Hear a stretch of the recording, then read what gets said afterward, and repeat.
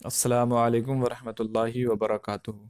शाद study hub channel में आपका इस्तकबाल है। मैं मोहम्मद दिलशाद 7वीं जमात के निसाब में शामिल किताब अपनी ज़बान का दूसरा सबक लेकर आपकी खिदमत में हाज़िर हूँ। इस सबक का उन्वान है एतबार। और इस सबक में हम पढ़ेंगे कि किस तरीके से एक बाबा ने एक चोर से कहा कि एतबार की किस तरीके से हिफाजत करनी है। चलिए हम शुरू करते हैं। माँ को अपने बेटे और ज़मींदार को अपने लहलहाते हुए सरसब्ज़ व शादाब खेत देखकर जो खुशी होती है, वही खुशी बाबा भारती को अपना घोड़ा देखकर होती थी। ये घोड़ा बड़ा खूबसूरत था। उसके मुकाबले का घोड़ा सारे इलाके में ना था। बाबा भारती उसे सुल्तान कहकर बुलाते थे। अपने हाथ से खुरैरा करते, अपने हाथ से दाना खिलाते और देख देख कर खुश होते थे। खुरैरा करना यानी घोड़े के बदन पर वो एक स्टील का या फिर कह सकते हैं पत्ती का बना होता है, जिससे उसके जिस्म से धूल और डस्ट वगैरह साफ की जाती है। सुल्तान से जुदाई का ख्याल भी उनके लिए नाकाबिले बर्दाश्त था। नाकाबिले बर्दाश्त जो जिसे बर्दाश्त करने की ताकत ना हो। उनको वहम हो गया था कि मैं इसके बगैर जिंदा ना रह सकूंगा। वो उसकी चाल पर फरेफ्ता थे। फरेफ्ता थे मतलब आशिक थे। इस तरह चलता है जैसे ताऊस ऊदी ऊदी घटाओं को देखकर नाच रहा हो। ताऊस का माना है मोर। ऊदी ऊदी घटा यानी काली घटाएं, या जब घटा घिर कर आ जाती है तो इस तरीके का लफ्ज इस्तेमाल होता है। गांव के लोग उस मोहब्बत पर हैरान थे। बाज वक्त कंकियों से इशारा भी करते थे। कंकियों यानी तिरछी नजर से। मगर बाबा भारती को इसकी परवाह न थी। जब तक शाम को वो सुल्तान पर सवार होकर 8-10 मील का चक्कर ना लगाते उन्हें चैन ना आता। कल्लन उस इलाके का मशहूर डाकू था। लोग उसका नाम सुनकर थर्राते थे। होते होते सुल्तान की शोहरत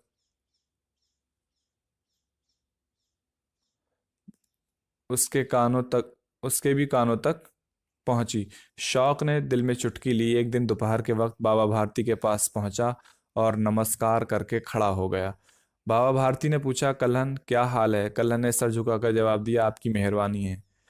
बाबा ने पूछा, कहो इधर कैसे आ गए? सुल्तान की शोहरत खींच लाई है।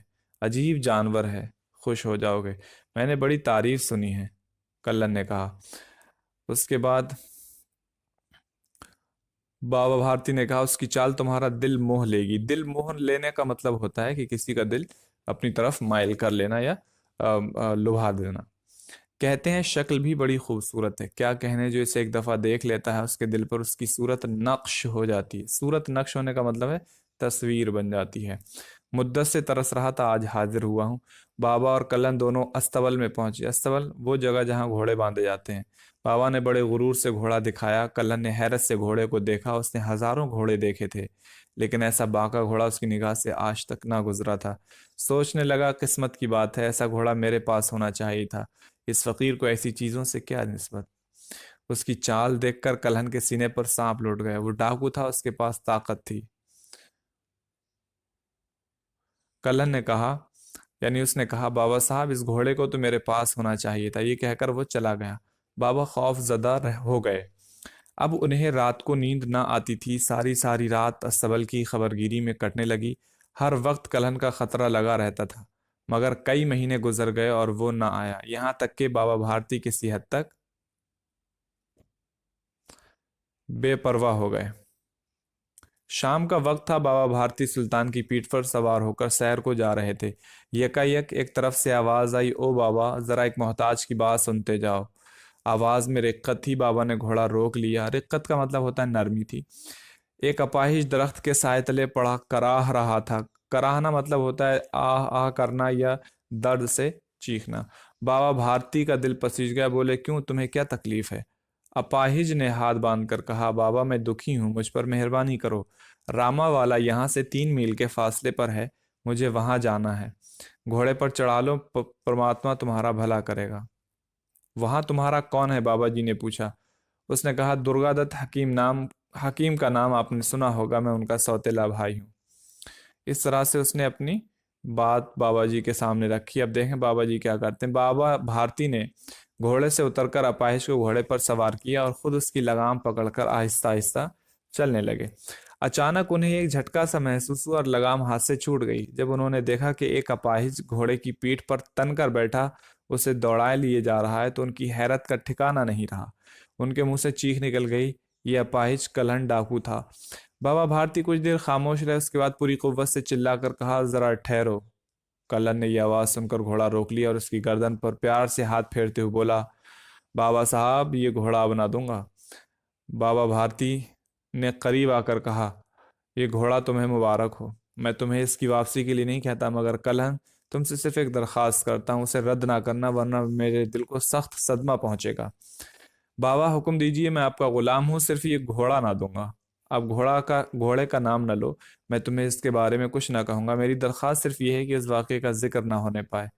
कलन का मुंह हैरत से खुला रह गया। उसे ख्याल था कि बाबा भारती इस चोरी की इतला पुलिस में देकर मुझे गिरफ्तार करा देंगे। वो सोच रहा था कि मुझे इस घोड़े को लेकर रूपोश हो जाना चाहिए। उसने बाबा भारती के चेहरे पर अपनी आंखें गाड़ी और पूछा, बाबा साहब, इसमें आपको क्या खतरा है? बाबा भारती ने जवाब दिया, लोगों को अगर इस वाक़े का इल्म हो गया तो वो किसी गरीब पर एतबार ना करेंगे। ये है वो टाइटल, जिसे उन्वान जो हमने देखा था कि एतबार की किस तरीके से बाबा जी हिफाजत करवा रहे हैं। और ये कहते कहते उन्होंने सुल्तान की तरफ से इस तरह मुंह मोड़ लिया जैसे उनका उससे कोई वास्ता ना था। वास्ता मतलब कोई लेना देना नहीं था। बाबा भारती तो चले गए, मगर उनका फिक्रा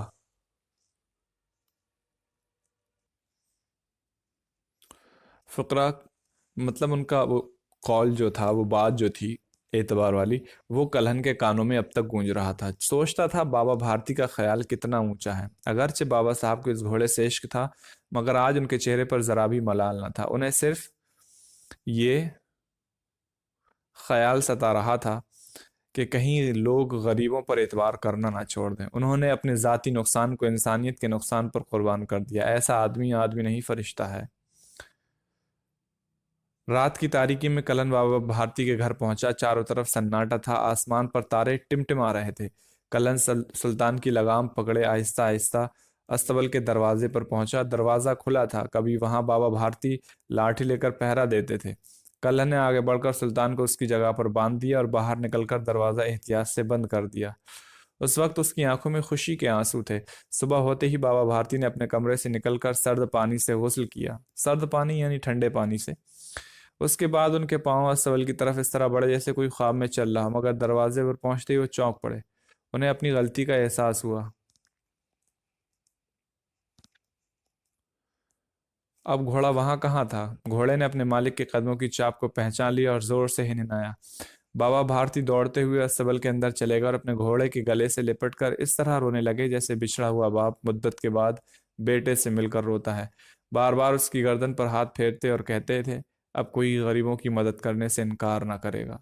ये सुदर्शन के जरिए से कॉपी की गई है, नकल की गई है ये कहानी। और अब हम इसके अल्फाज माना देख लेते हैं। खुरैरा का मतलब होता है घोड़े के जिस्म की सफाई के लिए एक तरह का ब्रश। फरिफ्ता का माना होता है आशिक। ताउस का माना होता है मोर। कंखियों से देखना, नजरें बचाकर देखना। दिल मोह लेना मुहावरा है दिल लुभाना। सूरत नक्श हो जाना, सूरत का दिल में बैठ जाना। अस्तबल घोड़े बांधने की जगह।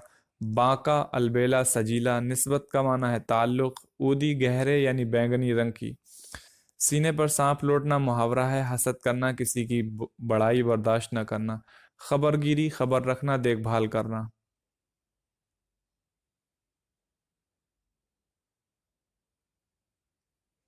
मोहताज ज़रूरतमंद हाजतमंद। दिल पसीजना मुहावरा दिल नरम होना तरस खाना। अपाहिज जिस्मानी तौर पर माजूर।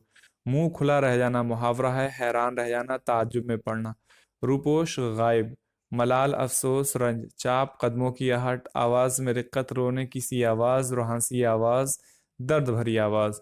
अब सोचिए और बताइए, यानी इसमें सवालात हैं कि बाबा भारती अपना घोड़ा देखकर क्यों खुश होते थे।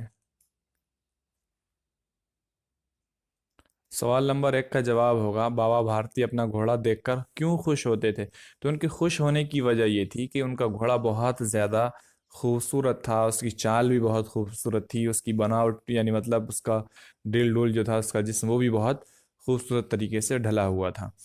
सवाल नंबर दो देखें, बाबा भारती के घोड़े की चाल कैसी थी।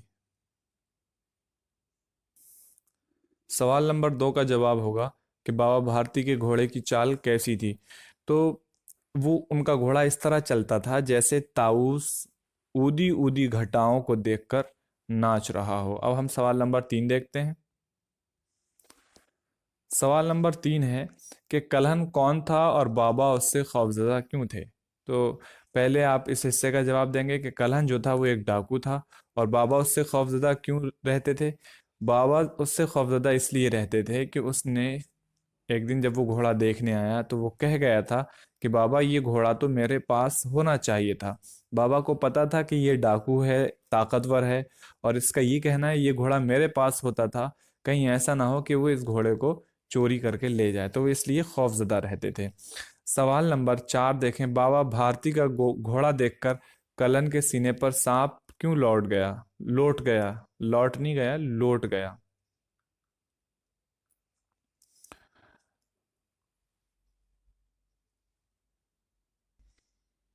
तो कलन का जो क्या बोलते हैं, बाबा भारती का घोड़ा देखकर कलन के सीने पर सांप क्यों लौट गया। उसकी वजह ये थी कि उसकी चाल देखकर, यानी घोड़े की चाल देखकर कलन के सीने पर सांप लौट गया था। अपाहिज बनकर बाबा भारती से किसने मदद मांगी? कलन ने। बाबा भारती ने कलन से क्या दरखास्त की? बाबा भारती ने कलन से दरखास्त की कि इसकी खबर किसी को ना होने पाए, यानी जो घोड़ा तुमने मुझसे धोखाधड़ी के जरिए या धोखे से लिया है, तो ये इस बात का क्या बोलते हैं जो जिक्र है या इस बात की जो खबर है वो किसी तक ना पहुंचे।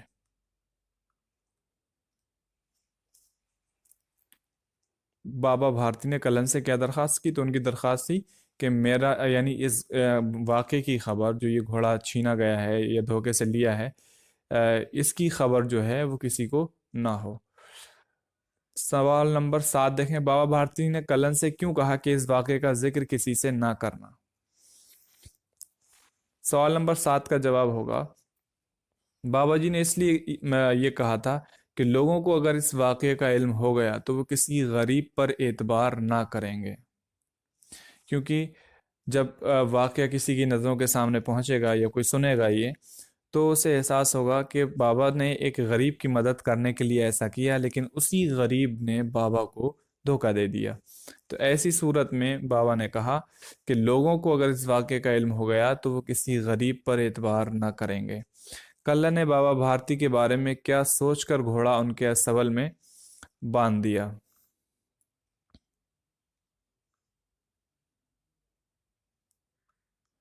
तो कल्लन ने सवाल नंबर 8 का जवाब कि क्या सोचकर घोड़ा उनके अस्तबल में बांध दिया, इसमें एक थोड़ा सा लंबा इसका जवाब होगा। वो फकरा जो था कलन के कानों में बार बार गूंज रहा था। वो सोचता था कि बाबा भारती का ख्याल कितना ऊंचा है। अगरचे बाबा साहब को उस घोड़े से इश्क था, मगर आज उनके चेहरे पर जरा भी मलाल न था। उन्हें सिर्फ ये ख्याल सता रहा था कि कहीं लोग गरीबों पर एतबार ना कर दें, एतबार करना ना छोड़ दें। उन्होंने अपने ज़ाती नुकसान को इंसानियत के नुकसान पर कुर्बान कर दिया। ये सोचते हुए कल्हन ने घोड़ा उनके संभल में बांध दिया। सवाल नंबर 9 देख लें कि अपने घोड़े को वापस पाकर बाबा भारती ने क्या किया। बाबा भारती दौड़ते हुए अस्तबल के अंदर चले गए और अपने घोड़े के गले से लिपटकर इस तरह रोने लगे जैसे बिछड़ा हुआ बाप मुद्दत के बाद बेटे से मिलकर रोता है। बार बार उसकी गर्दन पर हाथ फेरते और कहते थे, अब कोई गरीबों की मदद करने से इनकार ना करेगा। उसके बाद सही जुमलों पर सही और गलत पर गलत का निशान लगाएं। कल्लन अपने इलाके का एक शरीफ इंसान था? नहीं, बिल्कुल नहीं था। जो भी बाबा के घोड़े को एक बार देख लेता उसके दिल पर उसकी सूरत नक्श हो जाती। सही है। उसके बाद तीसरा, बाबा भारती का घोड़ा इस तरह चलता था जैसे ताऊस ऊदी ऊदी घटाओं को देखकर नाच रहा हो। एक अपाहिज दरख्त के साए तले पड़ा आराम कर रहा था। ये गलत है। लोगों को अगर इस वाक़े का इल्म हो गया तो हर गरीब पर एतबार करने लगेंगे। बाबा भारती को हर वक्त कलन का खतरा लगा रहता था। घोड़े ने अपने मालिक के कदमों की छाप को नहीं पहचाना। ये गलत, यानी पहचान लिया था। उसके बाद नीचे लिखे हुए लफ्ज़ों को अपने जुमलों में इस्तेमाल करें। यहाँ मुख्तलिफ अल्फाज दिए हुए हैं।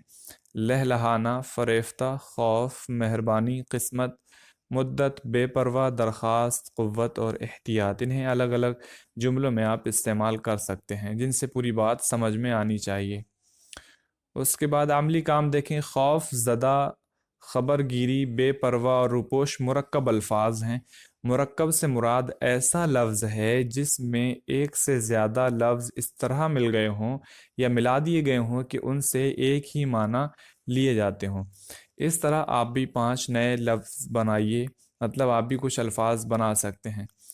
तो गौर कीजिए और लिखिए। बाबा भारती, देहली, गंगा, लड़का, घोड़ा, दरिया, रोशनी, खुशी, गुस्सा। पहली किस्म के नाम ख़ास हैं। ये जो है, बाबा भारती एक ख़ास इंसान का नाम, देहली एक ख़ास सिटी का नाम है, गंगा एक ख़ास नदी का नाम है, लड़का, घोड़ा, दरिया ये इंसान है लेकिन किसी ख़ास का नाम नहीं है, कोई भी हो सकता है। घोड़ा ये एक जानवर का नाम है लेकिन कॉमन है। दरिया ये दरिया है लेकिन आम है, किसी खास नदी का नाम नहीं है।